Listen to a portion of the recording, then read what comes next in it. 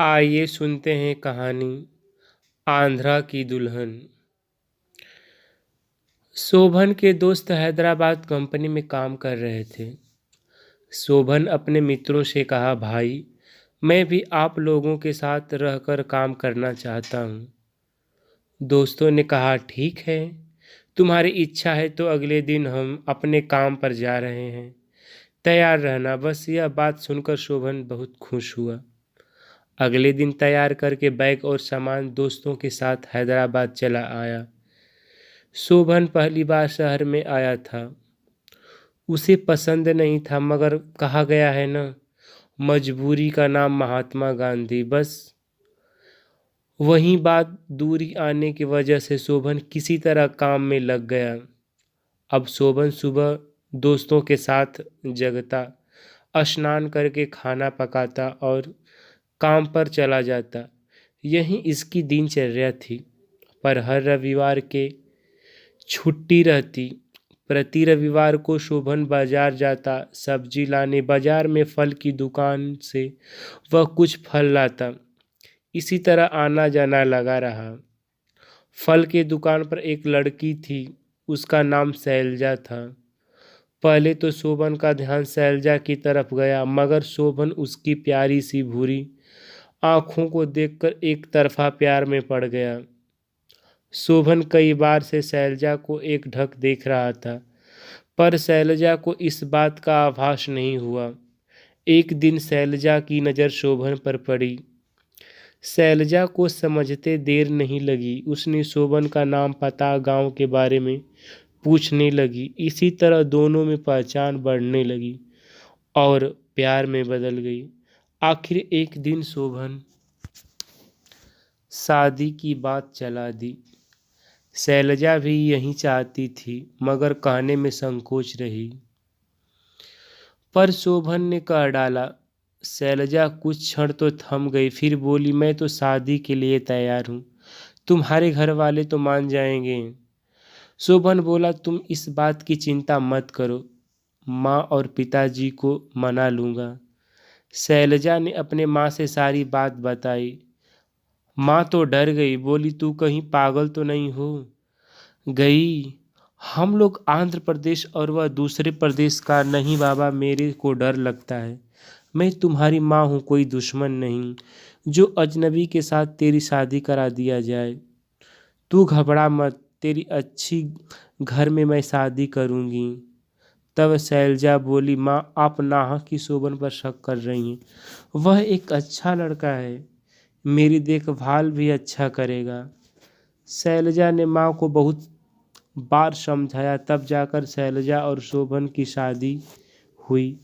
जब यह शोभन के माता पिता को मालूम पड़ी तो उन्हें बहुत दुख हुआ।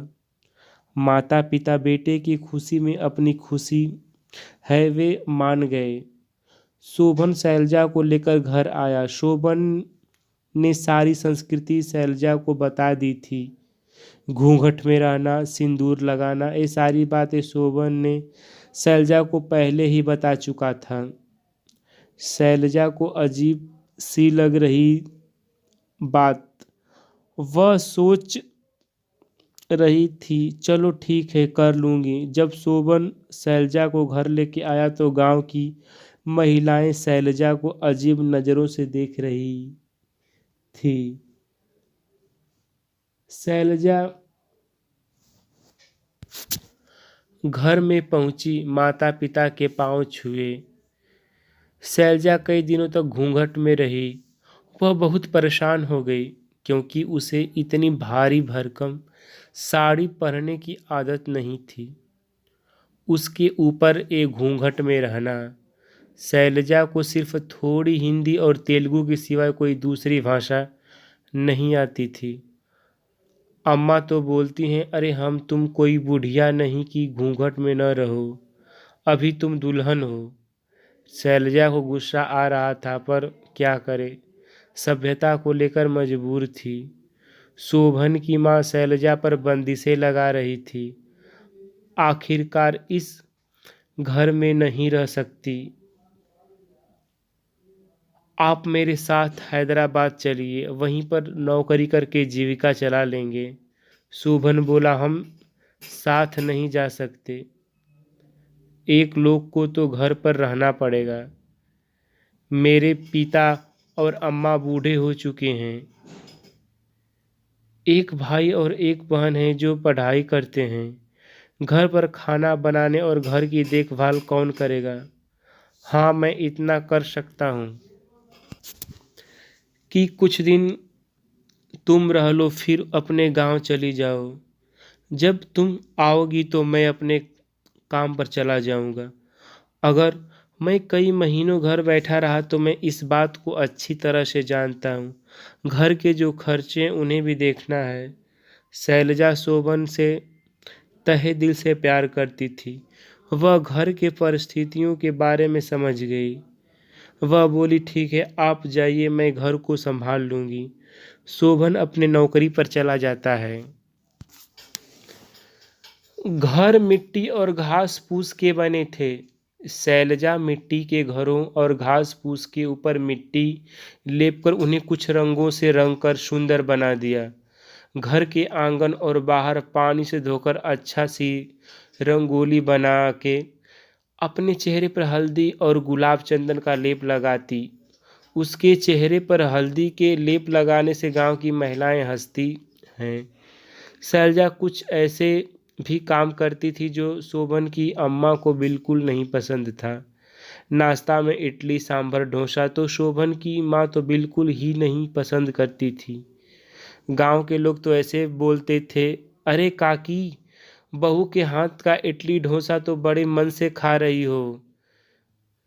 काकी पलट के जवाब देती है, अरे नहीं रे सत्यानाशी, मैं तो इडली डोसा बिल्कुल नहीं खाती। कुछ महीने बीतने के बाद तो शैलजा सर पे पल्लू रखती ही नहीं। शोभन की माँ कितनी बार बुरा भला कहा पर शैलजा को फर्क नहीं पड़ा।